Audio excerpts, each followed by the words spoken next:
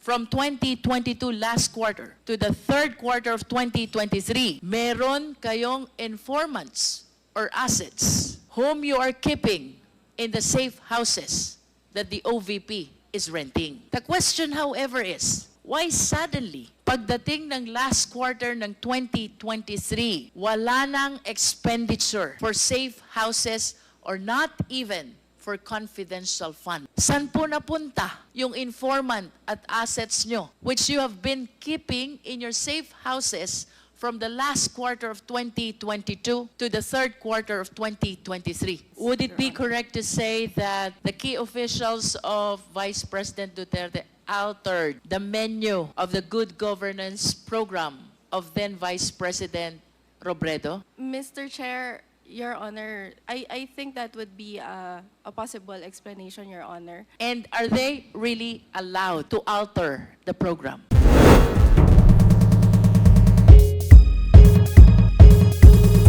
Mr. Chair, I wish to raise my questions to Ms. Gervillle del Rey.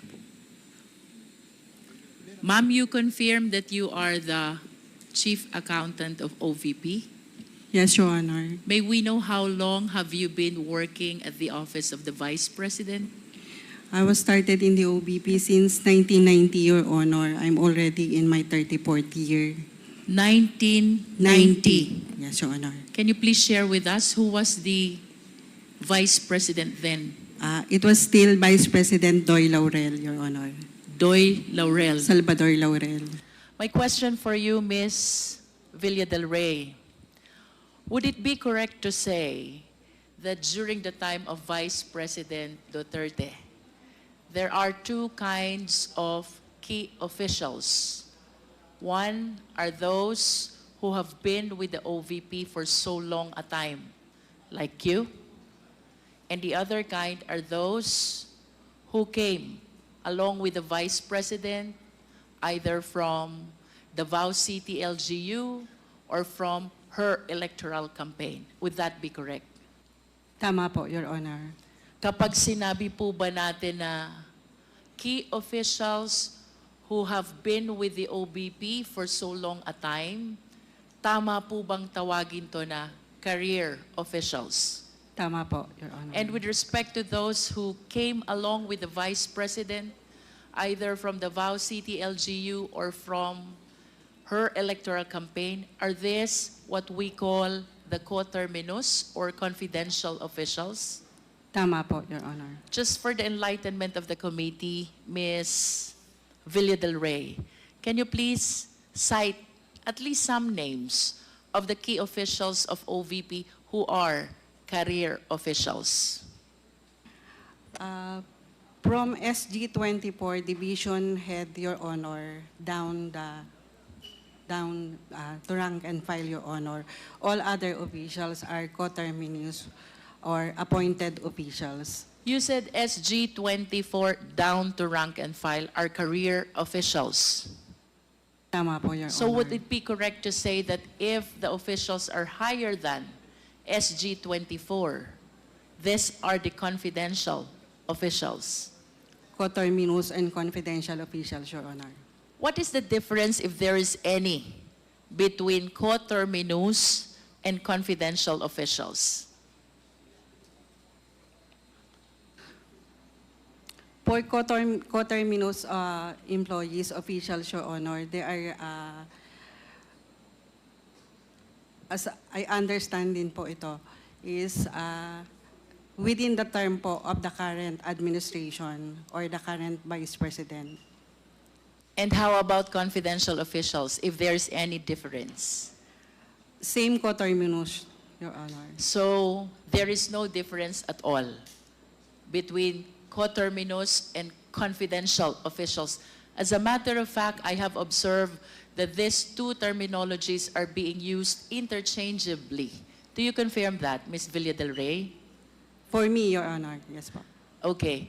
With respect to the confidential officials or coterminous officials, can you please name some or few officials who were brought in to the OVP by Vice President Duterte? based on the positions, Your Honor, we have the Chief of Staff, the Assistant Chief of Staff, the Director for Operations, the Director for SMO, Director for Admin and Finance, and all other coterminous employees under the said officials. Does that include the Special Disbursing Officer? Yes, Your Honor. What salary grade is SDO?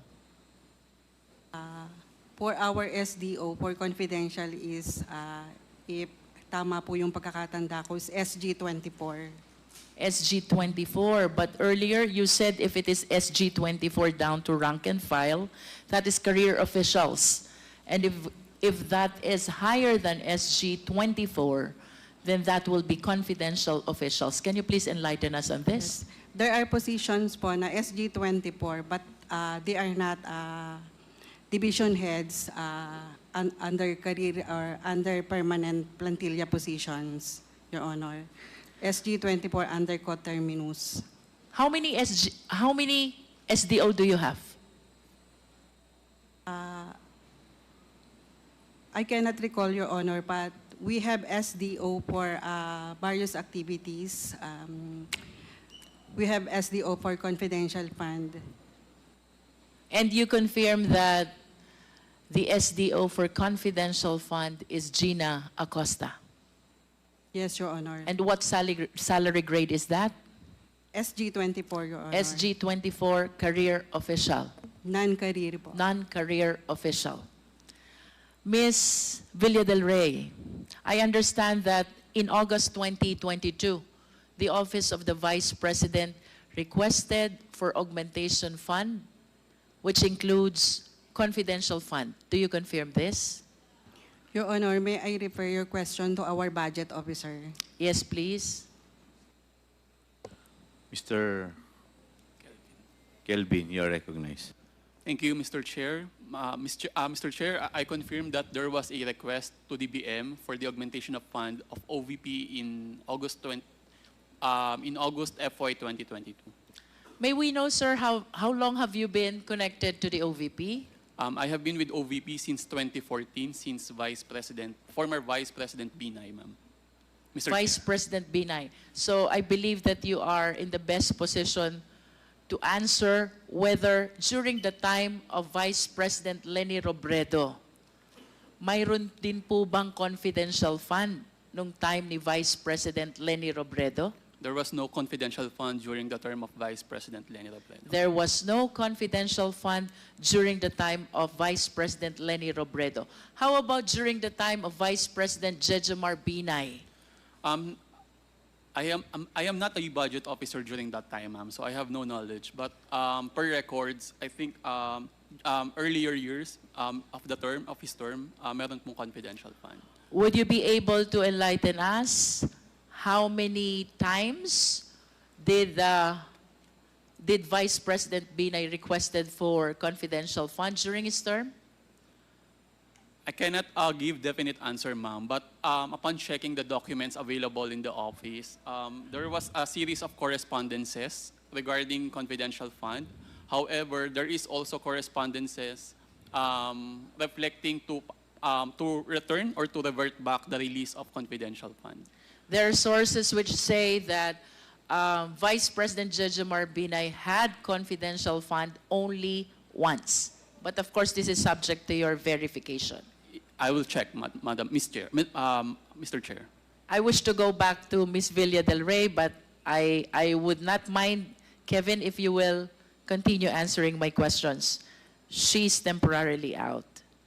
Would it be correct to say, sir, since there are no confidential funds during the time of Vice President Robredo, and Vice President Jejomar Binay only had once, would it be correct to say that the career officials of Vice President of the Office of the OVP during the time of Vice President Sara are not used or inexperienced with respect to confidential fund? I would agree, Mr. Chair. However, we are always guided by certain circulars or guidelines And if you agree that the career officials are inexperienced with respect to confidential fund, there being no confidential fund during the time of the former vice presidents, to be particular, Robredo and Pinay, would it be correct to say that it is the confidential officials of Vice President Duterte who are experienced with respect to confidential funds? I have no information, Mr. Chair, with regard to the experience of the coterminous or confidential employees of this administration. Do you know Yusek Sulaika Lopez? Yes, Mr. Chair. Would you know where she came from before she assumed her position at the OVP? During that time, I think she was, previously, she was the city administrator of... And would you know how long she was employed as city administrator in Davao? No, Mr. Chair, I have no information. But at least would you know how long was she connected with Davao City LGU prior to OVP stint? I cannot remember, but during the first, I think, payroll, of course, attachment of those documents are the service records, but I have no exact or number of years to tell the committee of Attorney Sulaika Lopez as employee of the Davao LGU. How about Miss Gina Acosta? Do you know her? Yes, Mr. Chair. Would you know where she came from? Same from Davao LGU. And would you know how long she was connected to Davao City LGU prior to her assumption of office at the OVP? No, Mr. Chair. Mr. Chair, I just want to manifest that during the previous hearings, we were able to present already before the committee the confidential funds of the city of Davao since 1988. And if my memory serves me right, during the time of then Mayor Sara Duterte, the confidential fund was 420 million, and then it was raised to 460 million until she finished her term as mayor of Davao City.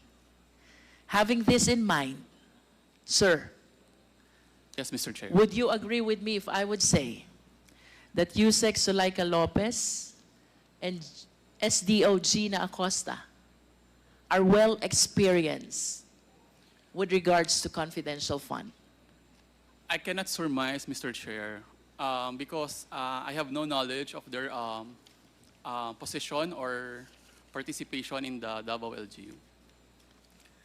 Let us proceed to the fiscal and financial plan. I hope you are in the position to answer this. May we request the Secretary to please flash the fiscal and financial plan.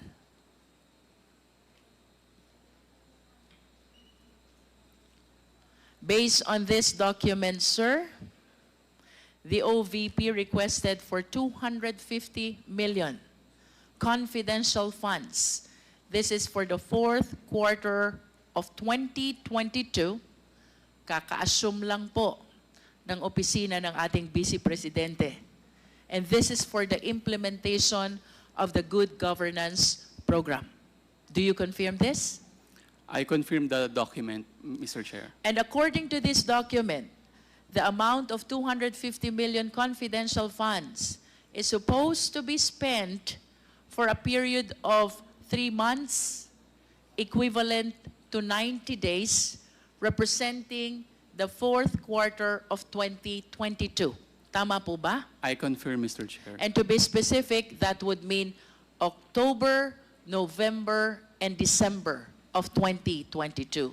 I agree, You Mr. confirm? Chair. And of course, you are aware also that the entire amount of 250 million was not approved. Am I correct? Yes, Mr. Chair. And what was approved by the DBM only was 125 million. Tama po? That's correct, Mr. Chair. Considering that the program that was presented to the DBM for that 250 million is 3 months, equivalent to 90 days, representing the last 3 months of the year 2022. Tama po bang sabihin that with regards to the approved 125 million confidential fund, this is supposed to be spent for a period of 1.5 months, equivalent to 45 days, part of the last quarter of 2022? I cannot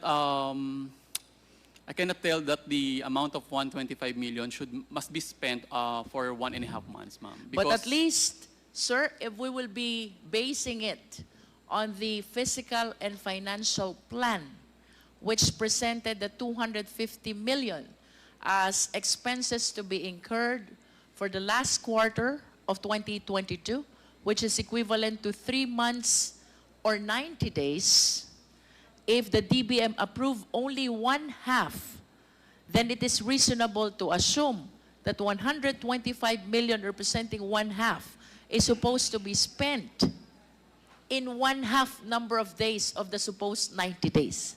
And that is 45 days. Is that a reasonable interpretation? Yes, Mr. Chair. I think It that's is a reasonable interpretation.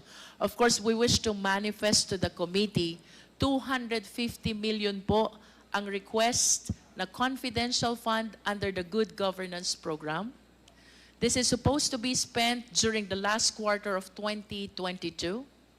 That is 3 months, equivalent to 90 days, and to be specific, the month of October, November, and December of the year 2022.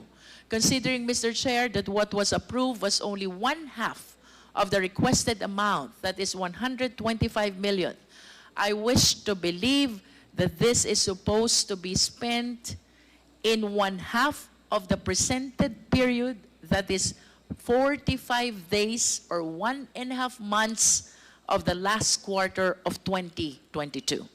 Nonetheless, Mr. Chair, during our previous hearings, it was established already, and I wish to confirm this from our resource speaker, that that 125 million confidential fund of the OVP was spent only within the period of 11 days. If we will base it on the date of check, I think it is equivalent to 11 days, ma'am, Mr. Chair. Yes, and can we please flash the next slide? There. The utilization of confidential fund, 125 million, December 21 to December 31, 2022, and that is equivalent to 11 days. Do you confirm this, sir? I confirm, Mr. Chair. Now, let us look back to the 16 million portion of the 125 million confidential fund, which was used in the maintenance or rental of safe houses. This was liquidated by the use of 34 acknowledgement receipts. Do you confirm this? I cannot confirm, Mr. Chair, because I have no participation or knowledge with regard to the disbursement or the liquidation of the I confidential understand. funds. Can we go back to Ms. Villa del Rey? Ma'am, can we confirm that the 16 million portion of the 125 million confidential funds was liquidated by way of acknowledgement receipts, 34 acknowledgement receipts representing rental of safe houses? I cannot confirm, Your Honor, since I have no personal knowledge on the disbursement and utilization of confidential fund. Do we have a resource speaker who have knowledge about this acknowledgement receipt? There is none. Nevertheless, Mr. Chair, let this representation manifest that the records show that the 125 million confidential fund was approved for the last quarter of 2022, and 16 million out of the same amount was liquidated by way of 34 acknowledgement receipts representing rental of safe houses. And I wish to further manifest, Mr. Chair, that the lowest amount among the 34 acknowledgement receipt is 250,000, which was spent for 11 days, representing the rental of 22,000 per day for the said safe house. The highest amount of acknowledgement receipt, Mr. Chair, is 1 million. And if we divide this into 11 days, that would mean that the rental per day for the safe house is 90,000, way higher than the luxury hotels as previously presented and established in our hearings, Mr. Chair. Mr. Chair, I wish to go back to Ms. Villa del Rey. Ma'am, doon po sa letter to the DVM for the request for augmentation fund, the purpose that was cited, safe implementation of various projects and activities under the Good Governance Program. Do you confirm this? I don't have knowledge of the request, Your Honor. I only have copy of the letter. Can we please flash again the physical and financial plan? At least Ms. Villa del Rey, please confirm it from the document from the office of the OVP. It says safe implementation of OVP. I cannot read anymore. Would you know, Ms. Villa del Rey, if during the time of Vice President Robredo, there is good governance program also? Yes, Your Honor. And under Vice President Robredo's good governance program, may kasama po ba doon na maintenance of safe houses? Wala po, Your Honor.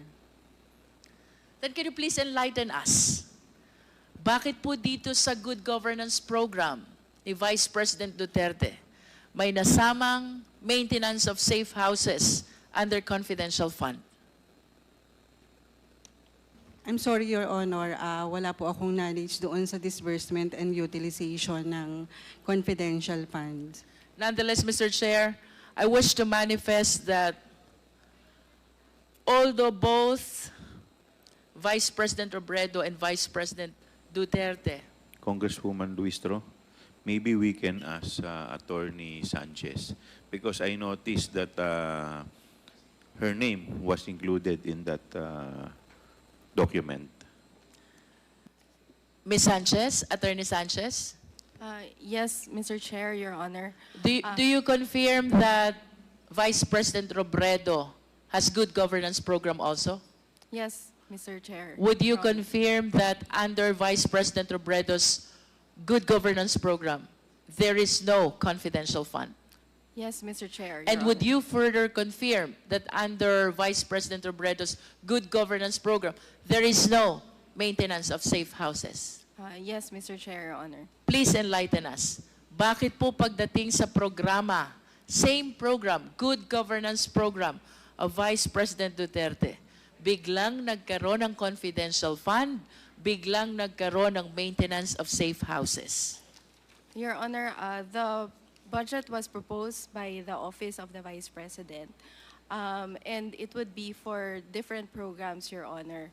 But as to the details, Your Honor, I do not have information on the specific details and items to be spent under the confidential expense. Would it Your be Honor. correct to say that the key officials of Vice President Duterte altered the menu of the good governance program of then Vice President Robredo? Mr. Chair, Your Honor, I think that would be a possible explanation, Your Honor. And are they really allowed to alter the program? Mr. Chair, Your Honor, from my understanding, Your Honor, yes, that may be allowed because in the budget of the OVP, there is a general item, Your Honor, only, which is the good governance program. In other words, Attorney Sanchez, that good governance program is just a nomenclature. It's like And a, as to what will be the menu under the good governance program, that will depend on the Vice President. Am I correct? Mr. Chair, Your Honor, that is my understanding, Your Honor. And who therefore prepared the program of the good governance program under the time of Vice President Duterte? Mr. Chair, Your Honor, that would be the office of the Vice President, Your Honor. Can you please cite the name? Who in particular among the key officials prepared? Your Honor, I do not have the specific information on who the particular persons who prepared, but the request was submitted to the Budget Division, Your Honor. Nevertheless, Mr. Chair, in spite of the admission of Attorney Sanchez that they can alter, what is clear, the program Good Governance under Vice President Duterte suddenly include confidential fund and maintenance of safe houses, items which were never seen and which were never included in the program of Vice President Robredo. Am I correct, ma'am? That is correct, Mr. Chair. Another important observation, Mr. Chair, Attorney Sanchez. Last quarter of December 2022, OVP spent 16 million for maintenance of safe houses. Do you confirm? I have no personal knowledge, Your Honor. May we know if any one of you has personal knowledge about this? Ms. Villa del Rey? None, Your Honor. Nevertheless, let me finish this manifestation. 2022 last quarter, the OVP spent 16 million for maintenance of safe houses. This was followed by 2023 first quarter, another 16 million for maintenance of safe houses. This was followed by 2023 second quarter, another 16 million for maintenance of safe houses. And finally, 2023 third quarter, this time 5 million maintenance of safe houses.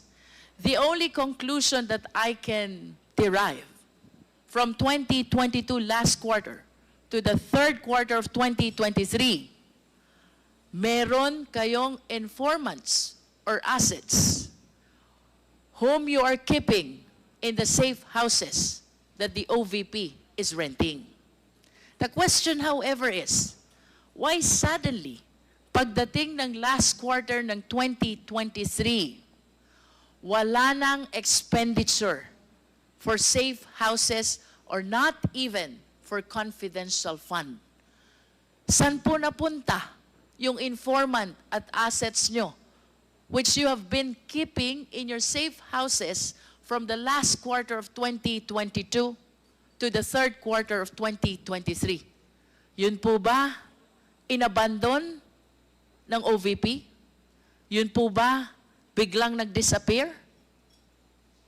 I understand that you have no personal knowledge, but at least please give us a reasonable interpretation of what happened. Why suddenly, in the last quarter of 2023, nawala ang maintenance ng safe houses, which means nawala din ang informants at saka assets. Where did they go? Ms. Villa del Rey? I'm sorry, Your Honor, I cannot answer the question since I don't have really knowledge of the utilization of the confidential fund. Attorney Sanchez? Your Honor, I also apologize, same as the answer of Ms. Villa del Rey, Your Honor. Mr. Kevin? Same, Mr. Chair, I have no knowledge or participation in the utilization of the confidential funds. Ms. Rabago? Same, Mr. Chair. I don't have a personal knowledge on the utilization of the confidential Ms. funds. Villa del Rey, can you at least tell us who has the personal knowledge over these matters? based on the JC and based on the issuance of cash advance, it is the special disbursing officer Who as is? the accountable officer. Can you please cite the name of the special disbursing officer? As shown in the check, Your Honor, it is Ms. Gina Acosta. And apart from Ms. Gina Acosta, who else has personal knowledge over these matters? I don't have idea, Your Honor. I And don't you have confirm knowledge. that Gina Acosta, the special disbursing officer, whom you described earlier as confidential official with salary grade 24, is one of those who were subpoenaed and who did not appear. Tama po ba? Tama po, Your Honor. Thank you. I have nothing further, Mr. Chair.